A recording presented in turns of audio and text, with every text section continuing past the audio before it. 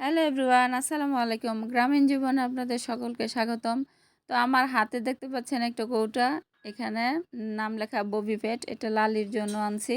লালি খুব দিন দিন শুকিয়ে যাইতেছে, আর গ্যাসের সমস্যা মনে হয়, একটু অক অক করে সকালবেলা।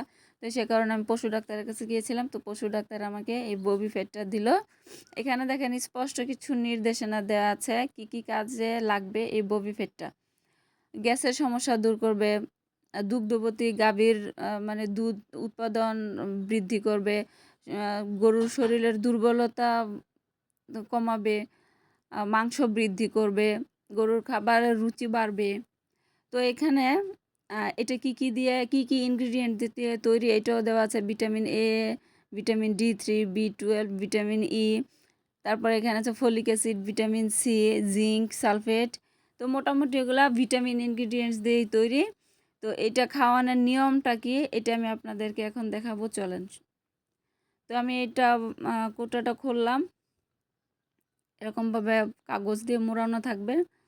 এই হচ্ছে কৌটাটা আমি খুললাম, ডিব্বাটা।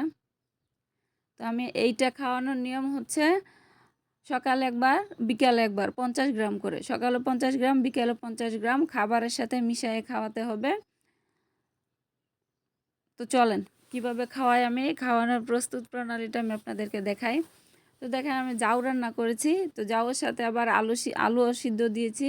আর লালি আলুটা খুবই পছন্দ করে, এই জন্যই আলুটার সাথে দেয়া। তো আমি আলুটা একটু গেলে দিলাম। যাই হোক, এখানে আমি ভুসি দিলাম, তারপরে এখানে কুড়া দিব, কুড়াও দিলাম।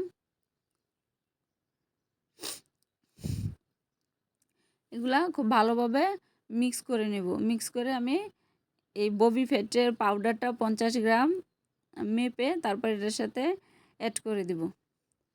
তো আমি লবণ দিতে ভুলে গিয়েছিলাম, সাথে লবণ দিলাম। লবণ না দিলে কোনো কিছুই স্বাদ লাগে না, গরুরও স্বাদের প্রয়োজন হয়।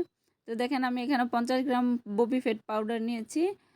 এই ববি ফ্যাট পাউডারটা আমি এখন এই খাবারগুলোর সাথে মিশিয়ে দিব। ভালোভাবে মিশিয়ে দিতে হবে।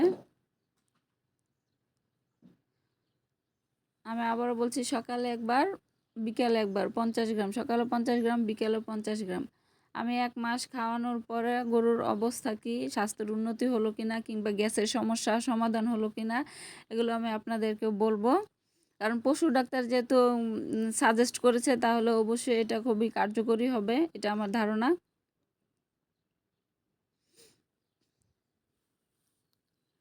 তো দেখেন এটা আমার খাবারটা আমার রেডি হয়ে গিয়েছে। লালি এটা পেয়ে মহা খুশি, কোনো দিকে আর তাকাবে না, ডাকলেও তাকাবে না, ওর এত পছন্দ। ভিডিওটা ভালো লাগলে শেয়ার করবেন। আল্লাহ হাফেজ।